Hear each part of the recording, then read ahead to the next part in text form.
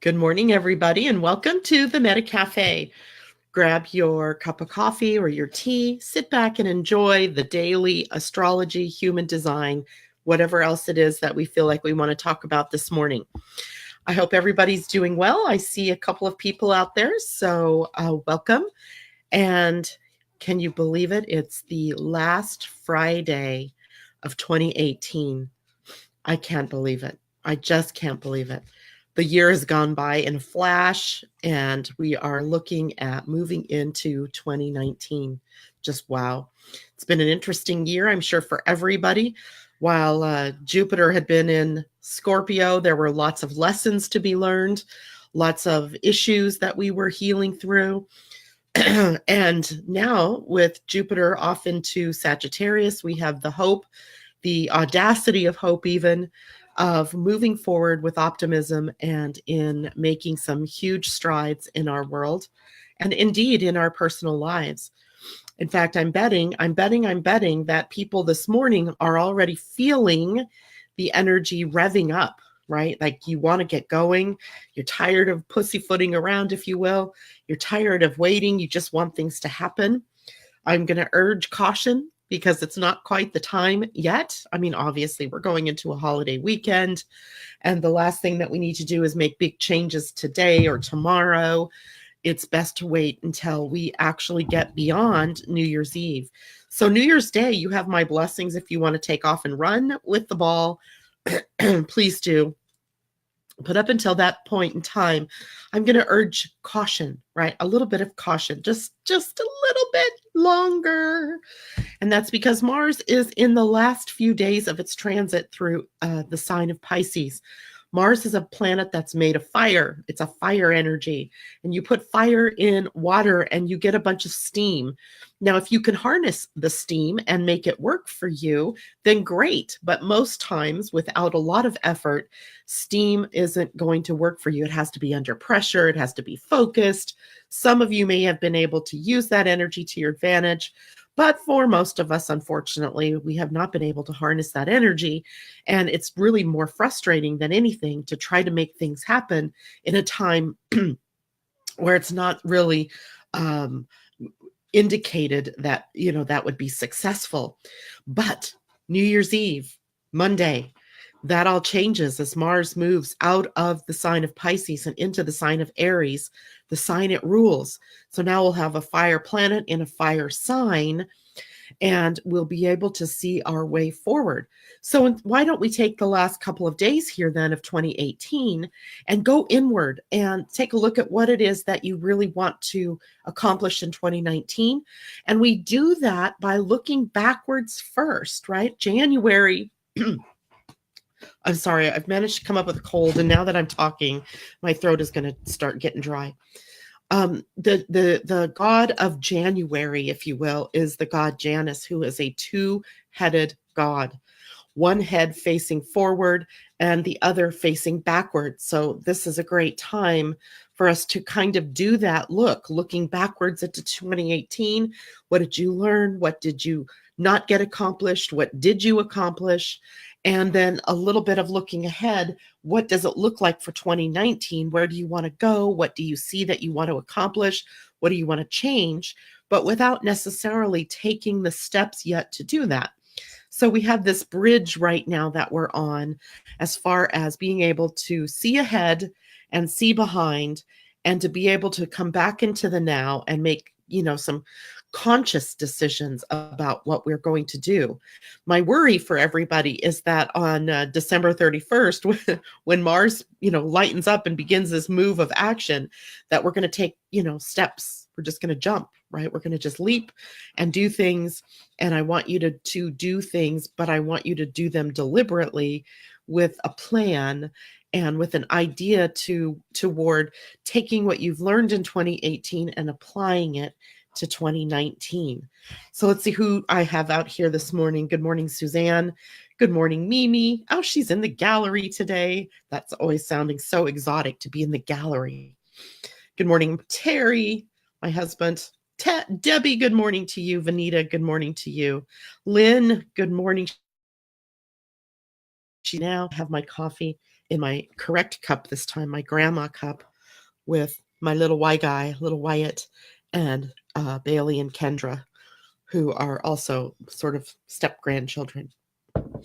All right, so let's take a look at what's coming up this weekend. Good morning, Kathy, Debbie, Vicky. Good morning. Debbie says she's just resting after being sick for. I missed her comment. Where did it go? After being sick since November 1st, I got the flu right before Christmas, so I'm just chilling. Good for you, Debbie. It's a good thing to chill. Yesterday, you were my example chart during the webinar to talk to people about how to use their 12-month astrology report. And I knew that you wouldn't mind if I pulled your report up and used it. So people had an insight through a little bit of looking at your chart. So thank you for letting me do that, even though you weren't there. I did record last night's webinar, so I will be able to get that to the people who attended the 2019 astrology webinar who got their 12-month report and need to know how to use it. So good morning, Colleen. And Vicky, it's good to see you. Haven't seen you in the last couple of days. Shauna, good morning. Suzanne, good morning. Everybody, thank you so much for joining us. So let's take a look, at the end of the month, the end of the year, and see what we can expect going into this weekend. Today we have the moon in Virgo. It is in the last few degrees of Virgo. When I pulled the chart this morning, it was at 26 degrees 59 minutes of Virgo, meaning it was right at about 27 degrees, which puts it in an exact opposition to the planet Mars, which is sitting at 27 degrees of Pisces. So a good time then was a good time then for me to focus on what is it that Mars is going to be bringing to us, because the moon is triggering it right now. The moon in Virgo is really kind of telling us to pare things down. Take a look at the forest, take a look at the trees, and how can we bring the picture together? At 8:27 this morning, so literally here in just about 15 minutes, the moon will move into void, of course, and it will stay that way from 8:27. This is West Coast time until 12:24 p.m. West Coast time. So it's at 11:27 a.m. to about 3:24 p.m. for you all on the East Coast. It is a Friday to just play, right? It's the last day of work, maybe before the holiday weekend, or the weekend and the holiday. So, with a void, of course, moon for you guys on the East Coast, it's going to happen right in the middle of your workday. So go home early if you can, right? Settle down into your weekend as early as you can do it, because you're not going to get anything done at work anyway, right? So party or play, but not necessarily a day for us to do a lot of work in any sort of way.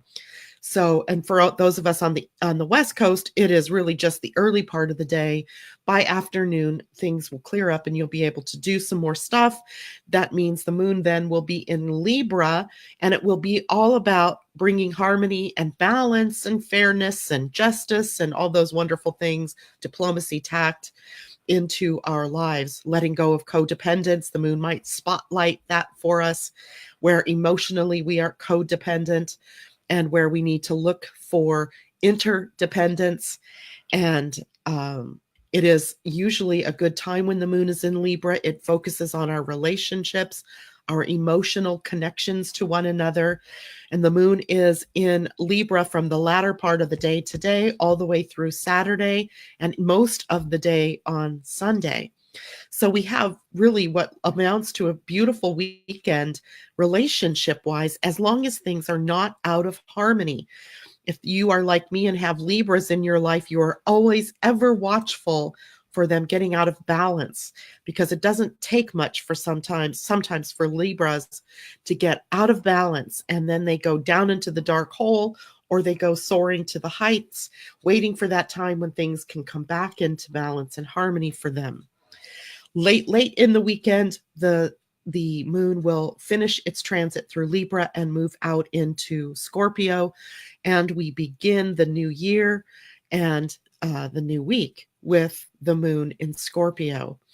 And I thought about that this morning, and I was wondering, like, what does that mean for us going into 2019 to have the moon begin its transit of the year in Scorpio? And I'm not sure, I haven't come to that conclusion yet, but I do know that the moon in Scorpio is highly intuitive. It is very deep feeling, and there may be deep waters that we're dealing with in 2019. And I think we've already discovered that as we talked about what was coming up for 2019, some of the transits that are going on. Scorpio is often a sign of secrets, and there are other transits happening that seem to suggest that secrets will be revealed throughout the year, where transparency and ethics get returned to the forefront. And that does not bode well for anybody who's been holding on to secrets or who has been saying one thing and doing another. So it could be the start of a very interesting year. So what else is happening today? Then we also have the moon in Virgo opposing Mars, which we were talking about, but Mars is also in a conjunction to Chiron. Chiron is sitting at 28 degrees 4 seconds. Actually, that's the exact degree of my sun. So Pisces, and Mars 27 degrees 41 minutes of Pisces. So they are literally just climbing on top of one another right now. This is about taking action on healing. So whatever it is that has been a burden, that has kept you down in this year, whether it's physical, mental, emotional, spiritual, it is a time to begin to take action on, not even to begin to take action, but to really see the healing path forward. Chiron, is the wounded healer. And in Pisces, we have talked a lot about the fact that he's bringing up to us victim energy, and the idea of the victim mind, and where it is that we have a tendency to blame others, blame the universe or God, blame our upbringing, blame our childhood, blame our spouses, our jobs, our anything, instead of taking responsibility for how it is that we are showing up in our world. And we're in the last, couple of degrees of experiencing this energy. So it's really calling attention to all things blame, all things victim. And I was kind of chuckling because it's almost like our president here in the US anyway, is just like every moment tweeting something new where he's the victim or blaming someone else for the problems of the country. And I just find it interesting to see that in our outer world, when it's something we are also meant to be dealing with Mars conjuncting Chiron. I think everybody's got the message now, right? Hopefully you have all gotten the message that you're responsible for your own self. Response able. And the only way that we can be response able is to let go of victim mind and to let go of blame, because there isn't anybody else to blame. It is your life. It is your choices. It is you living your life that is what you have control of. You're never the victim of somebody else's circumstances. So learning this has been a huge lesson for us, and we are at the end of this lesson. We will not learn this lesson again for another 50 years. I mean, in some ways it may show up in our world, but the Chiron transit through Pisces for the last 7 years has really been bringing this home to us, showing us exactly where we've been out of sync with our own world, with our own path forward. And the thing that I also find interesting about this is that in human design, if we shift over to human design, both Mars and Chiron then are sitting at the gate 25, which is the gate of universal love. It is a gate that is sitting on the diamond. I'll show you, because I did keep that chart. Let me show you here. I'm going to move my coffee before I dump it in my keyboard. So here is a human design chart. Here's the white diamond. In this case, it's white. In your case, it might be yellow. Depends on whether you have it defined or not. Here's the gate 25, and it sits at the opposite end of the gate of shock, gate 51. So often there's something shocking that happens, but it is pushing us to become one again, to heal separateness, to come back to universal love. It is the most powerful of the love gates, in that it is the love glue, if you will, that holds the universe together. Mars and Chiron there says we return to love, we return to universal love, we apply loving principles, and it pulls us immediately out of being victims of anything. Let's see what people are saying here this morning. Really quickly, somebody just said they were leaving. I think it was you, Kathy. Have a great day, sweetheart. Love seeing you out here. Debbie says, along with the Donald and everyone in DC. I'm not sure what that means, Debbie. You might have to give us the segue to that, what you meant. Cornelia, good morning. Excellent topic. There are no victims, only empowered creators. I love it said that way. Wish Nancy and Chuck would get that message also. Nancy and Chuck. Nancy and Chuck. I'm not sure who those people are, but okay. Linda, good morning to you. And Terry, floating holidays. I love them during this time of year. Me too. Anyway, so Colleen, good morning. Last night was great. Thanks again. I was feeling a little out of sorts last night, so I hope everybody understood what I was trying to talk about, but I was already getting sick yesterday. I did not feel all that well. Today I'm feeling okay, but I sound worse than I feel today. Yesterday, I didn't sound bad, but I felt like crap. So there you have it, right? Anyway, so Mars and Chiron together, creating an opening for us to let go of those victim patterns, those blame energies, and begin to take some steps forward. Does that mean it's all going to be happy balloons and clowns from here on? Well, I would say clowns maybe, because there are still people out there that haven't gotten the message. Somehow they're not on my email list, or they don't join us in the morning show, and they still insist on being victims, or they insist on blaming everybody else for the conditions that we find ourselves in, or that they find themselves in. So eventually, though, over the course of time, I believe everybody is going to get on board with this message. Because for one thing, by the time we get to March, Chiron will no longer be in the sign of Pisces. It will be back into Aries, where it will stay. And Aries is a sign of learning self-sufficiency and being more responsible for oneself and for one's condition, and being more independent, but also understanding that we are also part of a collective. And so independence and dependence, there's a fine line in between, and it's called interdependence. And that we are all in this boat called Mother Earth together, and that what one does affects all. And so hopefully we begin to really seed that message, as Chiron will then be in the sign of Aries for another 6 or 7 years. So we have a lot to learn. We have a lot going on, and a lot to look forward to. But it's like anything else. These are growing pains, and we're growing through all of this. Some of us are ahead of the curve. You know, when you were in high school, or, elementary school, even, like some people in the school were, still being the class clowns or being the idiots and doing stupid things, while others were already taking more responsibility, planning for their college education, etc. Well, the world is like that. So we have people that are ahead of the game, who are laying the template for where it is that we're going and what it is we're going to be doing. And we have those who are in the middle. They're just getting ready to make that shift. And we have the people at the other end of the spectrum that are holding the energy of resistance for us. And we need that energy of resistance. We've talked about this before, but let me reiterate this, because it is those people that are holding that state of resistance that create the spark, or that power the engine of change and transformation.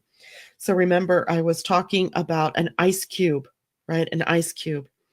And in order for that ice cube to change state, to become water, it needs the energy of heat.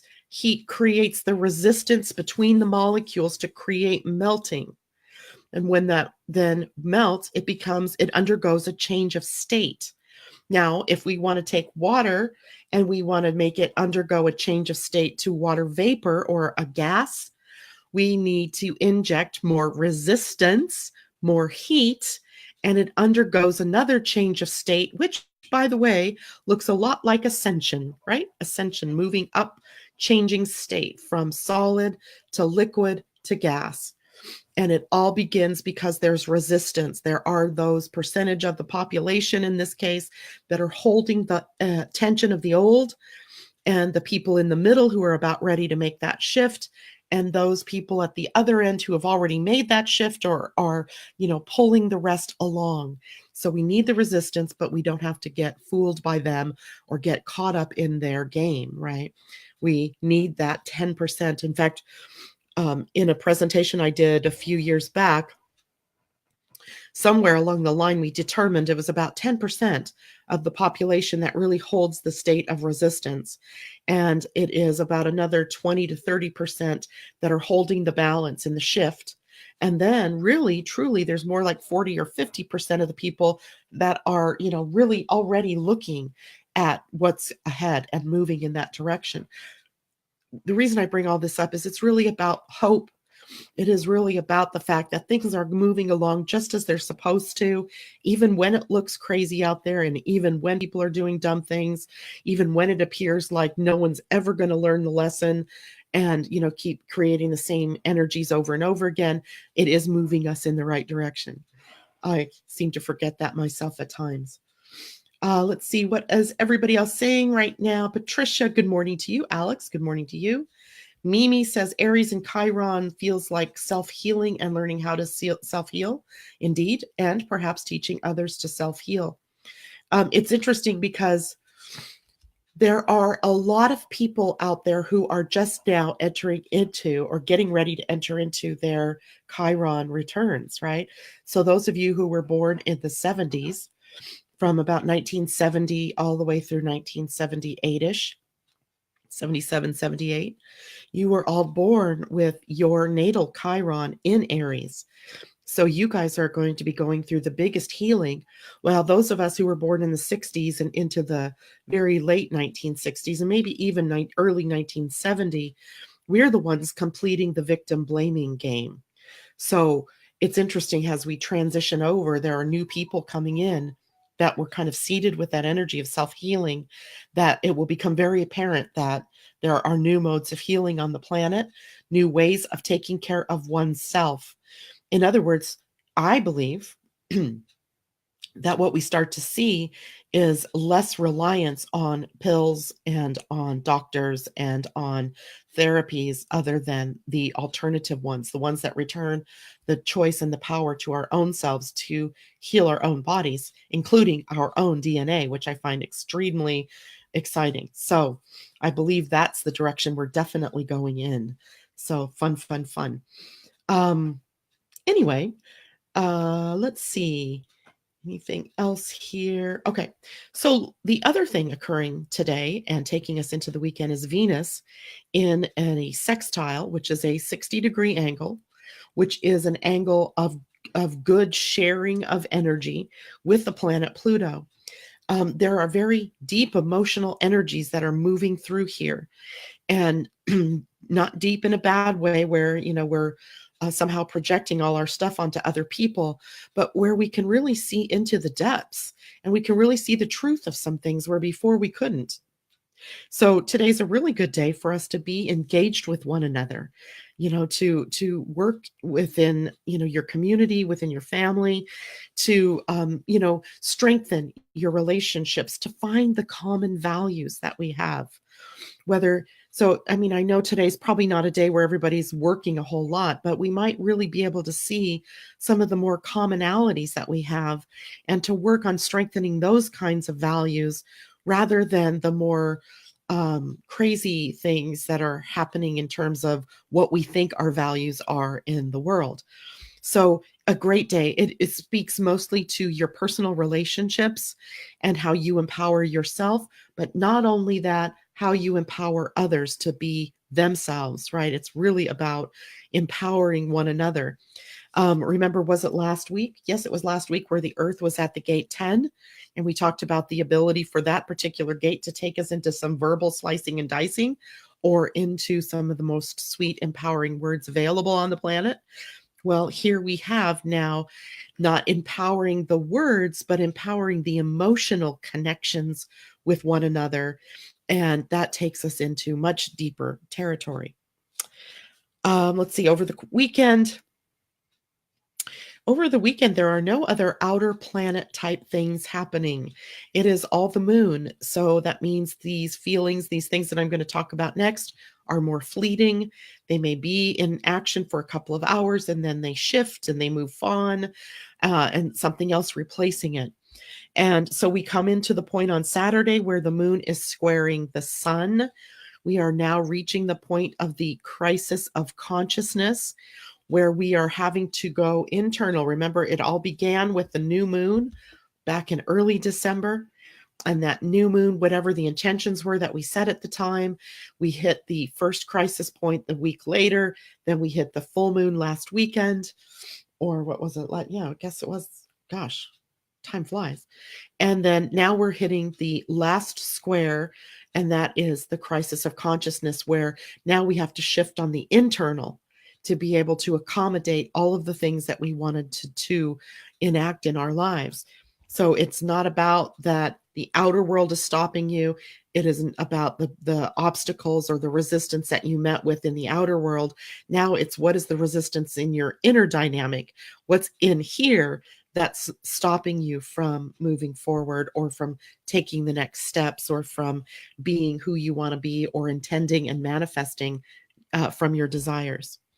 The moon tomorrow will also be in a square to Saturn. And you know what that means. Anytime the moon and Saturn play together, we get that dip in our feelings, right? It might be a melancholy feeling, a more quiet or reserved feeling that we go through.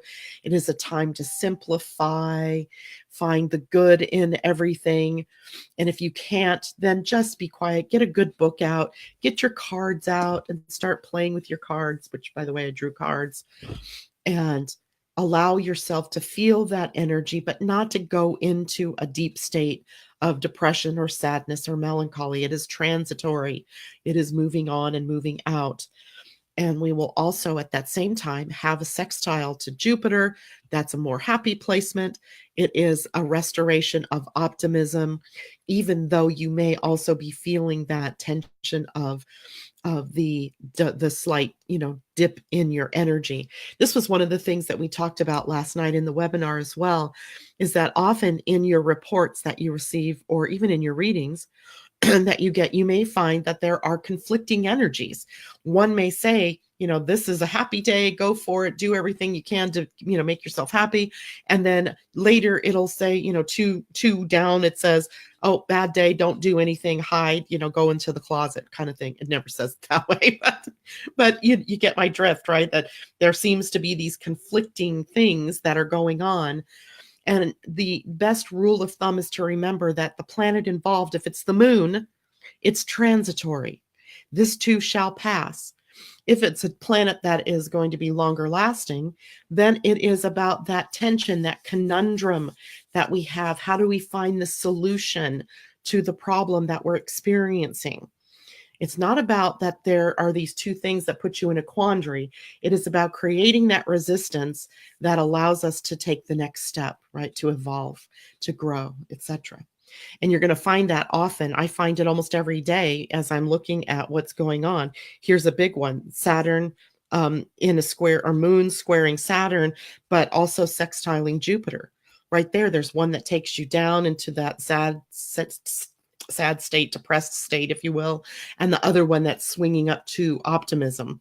So, right, seemingly two opposite directions, but hopefully we land somewhere in the middle and we understand the nature of it. It's the moon, and the moon is making these connections and then moving on. And in fact, then on Sunday, the moon in Libra is going to be squaring Pluto, where today the moon was in an opposition to Pluto. Right? So you see how these things move. If it's the moon, it's moving fairly quickly through a chart. And that means there's probable or possible emotional eruptions on Sunday, and also possible deep undercurrents between you and another person happening that day that maybe remains unspoken. Maybe you can have a deep conversation with someone that you've needed to, or that you've wanted to. It is not necessarily a bad time, it is one that is depth of emotion. That soon passes and gives way to a sextile to Mercury, where we begin to be more chatty. Later in the day, opposing Uranus, which means we always have the opportunity for some surprises or some unexpected things to come up, whether that's a phone call, a weather alarm that goes off in the middle of the night and wakes up your butt and tells you that the 9/11 system is down in the whole state of Washington. I don't know how that happens, but that happened last night. I had just fallen asleep and it woke me up. It happened just before we went to bed too. And then my husband said it happened another time. I didn't wake up for that one though. So strange things happen when we have the planets opposing Mercury, or excuse me, Uranus. Void, of course, moon on Sunday. Of course, on the weekend, it's not a big deal. From 2:54 p.m. until 5:24 p.m., so approximately 2.5 hours. Void before the moon moves out of Libra and into Scorpio. So we begin, of course, then the New Year's Eve holiday on Monday with the moon in Scorpio. And we'll talk more about that on Monday. So, not a crazy weekend, just one of change, a lot of dynamics going on, but nothing major, nothing that we haven't dealt with already. Be prepared for Monday's energy. And I'm telling you this now because you're going to feel it even Sunday night, maybe even Saturday, where you want to get going. You're going to feel that patience, that impatience wearing away at you, chipping away, and you're going to want to take steps and do things. Not quite the right time. You're going to hold off. You're going to hold off until next week, early in the week. And then you're going to have it, right? You're going to have that energy with you to be able to take steps forward. And that's not necessarily everyone, but most of you are going to feel that energy surge and want to move forward. For some people, I think it may create irritability. But for others of you, it's going to be feeling like a breath of fresh air, just, like someone opened up the doors and let all this great new air and energy come in. The best way to use this energy as we move into the next week is going to be creative, to use your creative energy. So that's just a little aside for what's coming up. Vanita said it was nationwide. Wow. My text message just said the whole state of Washington was out. So what is that? I mean, let's put that in our journals, right? For our 12 days of Christmas, that there's the nationwide 911 system, the SOS, I need help system went down. That would be, that would have happened on the bridge between the second day and the third day of Christmas. So February, March, are we looking at some kind of 911 happening in March? Don't know. But I'm not going to go down and get afraid and scared and worried about it. I'm just going to be prepared for it. Get some extra water, get some, the usuals. So I wasn't really on air yesterday to be able to pull a card for you. Hopefully you did that for yourselves, or in some way you kept track of what the second day of Christmas was bringing, which would have equated to February. Today we're dealing with March, the third day of Christmas. And what I pulled was Flamingo upside down, card number 26. And it says at the bottom, embrace the in-between. I think that makes such good sense, right? The in-between, when we've just been talking about Mars getting ready to move out of water, and we're in that in-between time. So what does it mean? Well, I just closed the page, apparently. Here we go. So flamingo spirit is embracing the in-between, and in protection, it is, if you're feeling nervous and wobbly, stop worrying about the past and the future. Instead, be present in the moment, balancing, for now is the space in which creativity arises.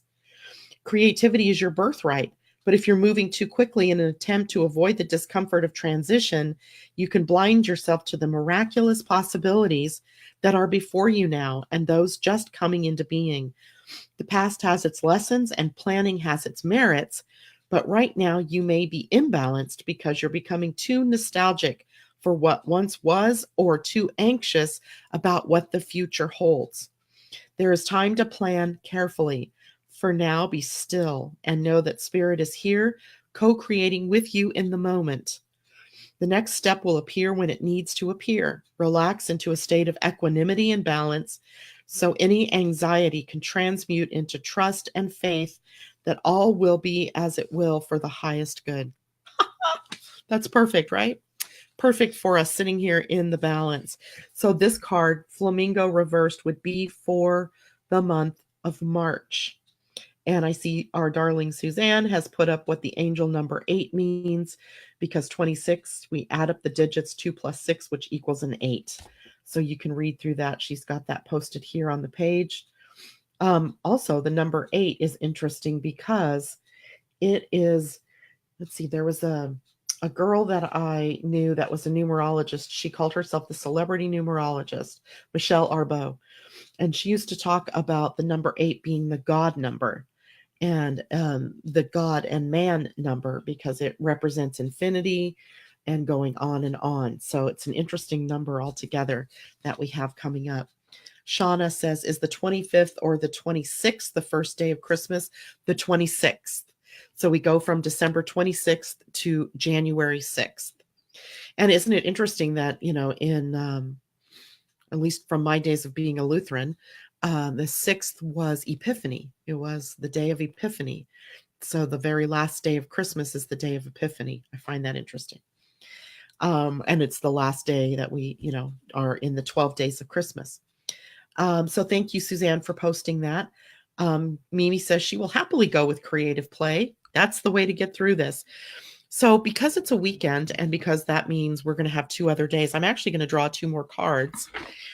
I didn't think about doing this before we met this morning, but I'm going to draw a card for Saturday, which will represent the 4th day of Christmas, or the month of April. And then I'll draw one for Sunday. I'll be on Monday morning, so that will be the 5th day. Oh dear, we have Wombat Spirit for the 4th day of Christmas. Wombat Spirit says, be at home. Card number 68, which is a 14, which is a 5.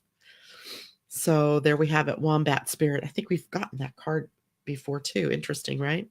So I'm going to draw one more card. That'll be for Sunday, the 5th day of Christmas. I'm losing count. And today's the 3rd, tomorrow will be the 4th, Sunday will be the 5th. So the 5th day of Christmas, and then we will read them and see what we have. So I'm sorry, this deck is new still. And the reason I'm pulling it from the animal cards is, if you read the article I posted on the Living Astrology Facebook page the other day, you saw that it was about omens that we see in nature. Now, I don't know that many of us live near where there's wombats or flamingos. I don't, but I know there are some of you who do. In fact, I don't even know where a wombat would live. But, we might see these creatures, or at least connect with their energy in our outer world. So I'm going to stop talking for a second, because I seem to have a problem getting the day 5 card to come out here. And there you are. You are Lizard Spirit. Dreamed the world into being. And he is card 38, number 11. So that will be for the month of May. All right, so let's read about Wombat and Wombat number 68. I think that's the last card of it's the last card of this deck. So Wombat Spirit said, be at home. So this is for us for April. Okay, so if you're doing the 12 days of Christmas, this was for us to take a look at April. Shauna said, Australia? I don't know, but I bet you might be right. Somebody do a Google search for me, find out where wombats live. It kind of looks like a bear, but a weasel maybe? I don't know. Wombat. I love the name. So the oracle message of the wombat is, burrowing deep into the ground, remaining safe, sound, and well-fed with family is a special trait of the wombat. Home, sweet home is always available if you recognize that well-being is the truth of life. Wombat Spirit reminds you that to be truly at home in the world, you need to find comfort within your own skin. You do this by accepting all your experience without judgment, through a deep honesty and love of life. When you feel the freedom to be yourself, you can begin to feel truly at home in your life with your family and tribe. Right now, you're in a beautiful place where you can hang up the coat of your identity and settle into a true sense of home and well-being, understanding that all is well. Everything you do from this place rings true in harmony with spirit. Wombat, be at home. And it's angel number 5, as Suzanne is now putting up the 5. Did anybody look up wombat for me and see where it is living? I tend to agree with Shauna. I think it's somewhere exotic like that. It's funny how I think of Australia as exotic. All right, so then let's take a look at May, the 5th month of the year, which would be lizard spirit. Dream the world into being. Card 38, which is an 11, illumination and light. So here, let me show you the card, the lizard. Beautiful, really, right? I love the colors. So we have the message. When was the last time you basked in the sun and allowed yourself to daydream, to imagine what might be and who you might become? Lizard spirit appears when you are called to let your imagination flow and dream something new. Inspiration is available to you now if you are willing to slow down and let your eyes close a little, allowing ideas to dance in your head.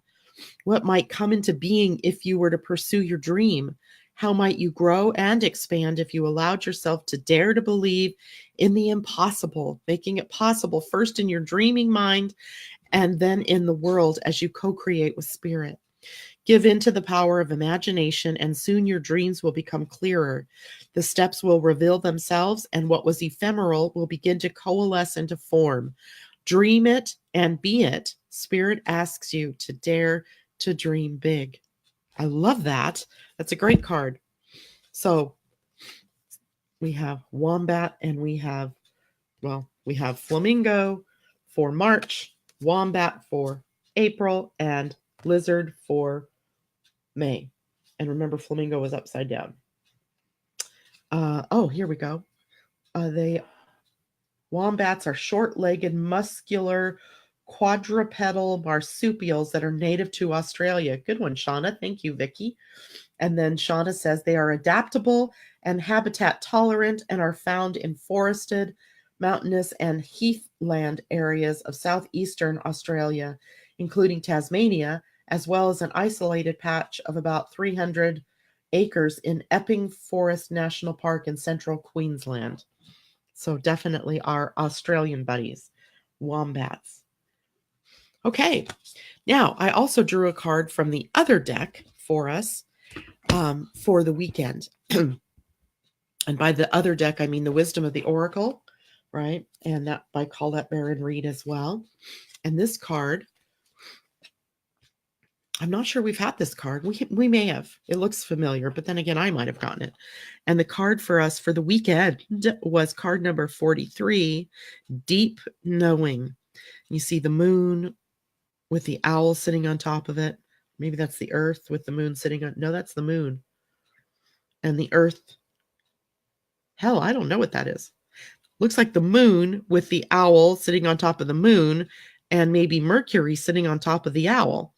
So let's read about this card number 43, which would be a 7. So deep knowing says intuition, listening to the oracle within, empathy, and hypersensitivity. Intuition is the faculty that allows you to enter into a dialogue with source, the consciousness that you are a part of but cannot see with the naked eye. It's perplexing that people are taught to ignore this natural capacity to navigate their journeys, to access their inner guidance. Know that you have an ability to read between the lines and find all the truth that was missing when the story was told. This deep knowing allows you to open the door to wisdom far greater than what is available in the limitations of human experience. You are given information that may make no sense whatsoever to the logical mind or to the 5 senses, but which is 100% correct and true. The trick is to listen and then to act accordingly.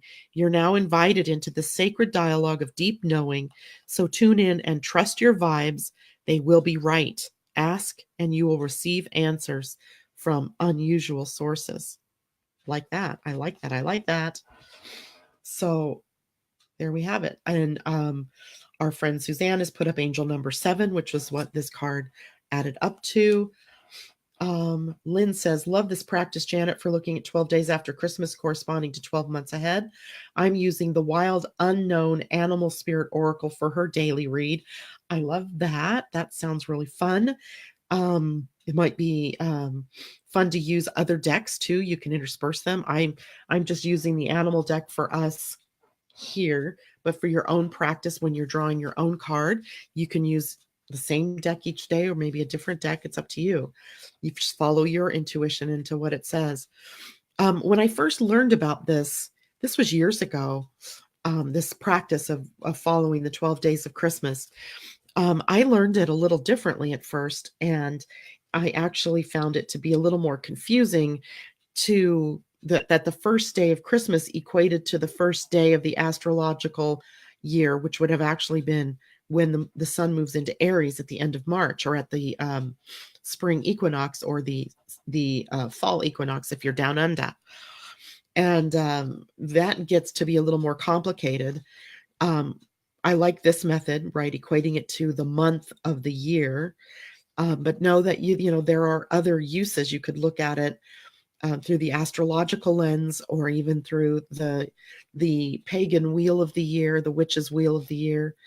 So there's lots of different ways that we could use this information, and it's personal to you, right? I mean, I'm doing it in a way that is, for many people, but you could do your own internal one as well. And I suggest that you do, otherwise it won't have as much meaning to you personally, right? Suzanne says, well, this week I own about 10 decks. Suzanne's using the Thoth deck, which is, I think, a tarot deck. You can use an oracle deck. You can use a tarot deck. It doesn't really matter. If it calls to you, that's the one you should use. And I have a basket here with probably, I don't know, 20 or so decks in it.